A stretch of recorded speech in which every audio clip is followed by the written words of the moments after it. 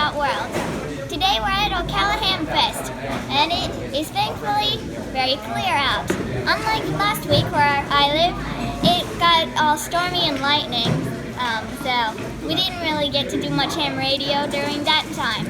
And when you can't operate sometimes, it gets kind of boring for some of us. So Dan, we're going to be talking about one of the ways that you can help with protection in the storms. Okay. Thank you. I'm glad to be here and to talk with you, Hope.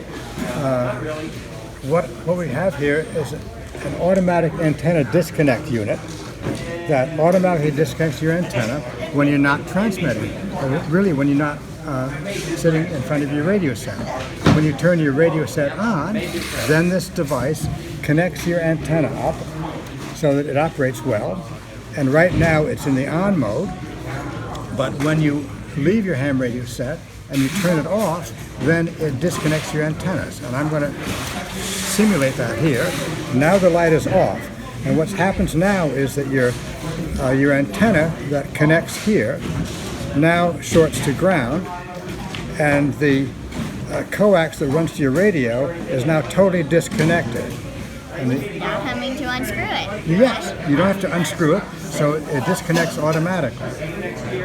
Well, that can help if you don't have to unscrew it or unplug it, especially at our house when you have a whole bunch of antennas going to different places. That can get confusing and you can mix up the antennas. You don't want to do that. That's right. So this can also help with that. Yes, and you can also use it with multiple antennas.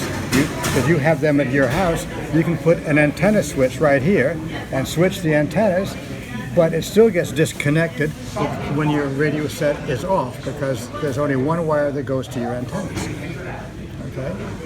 So it can disconnect many, but you have to add a switch. Yes, you do, and this is, yes, that's correct. Okay, and this also operates on all the radio bands from 160 to 10 meters. Okay. It also handles 1,000 watts of power, so that if you have a high-powered station, it works fine with that as well. What power do you have at your station? We usually use about 100 watts or less. Okay, well this will work fine with that as well. Okay, and also, even if it's raining outside, if this is outside, it's waterproof, so it protects you even when it's raining if it's outside.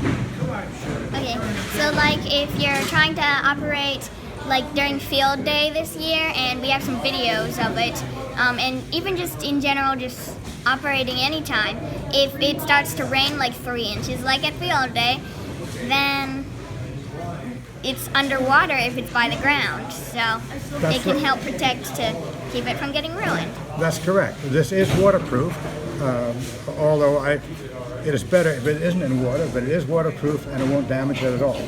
It'll work fine. The only thing is you have to plug this into the back of a radio or your power supply, and that's what activates this. So, but in the off mode, like it is now, it's in the protection mode. So when you walk away from your radio set, it's protected all that time. Will this also, if you have a power supply that's attached like to your radio, will it also help protect that? It should, because it's stopping the lightning that comes through your antenna. It prevents it from getting to your radio, and therefore it wouldn't get to the power supply either.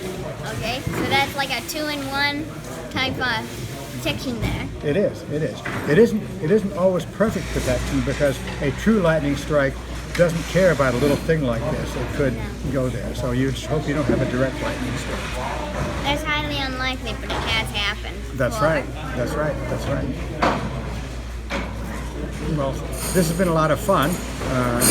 It's in a waterproof case, and it also goes out to 54 megahertz, so you can use it on 6 meters. Okay.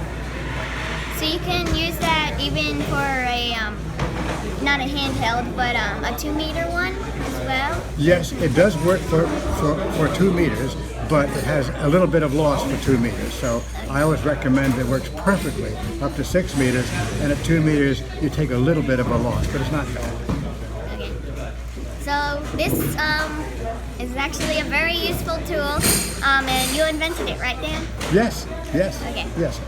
I invented it because my neighbor, who was a ham, lost his radio one time when the lightning hit outside on his front lawn, and then it blew his radio out. So he said, gee, I forgot to unplug my antennas. Well, this does that automatically. Okay. So, this is a useful piece, and I don't know Morse code, but if I did, I would be right now saying, come buy this. No idea Morse code. Working on it. Good for you. It is fun. Morse code it's the ham's language these days. It's very special. And you can also use Morse code on your radio when you have this, but that's a different story. 73, thanks for listening.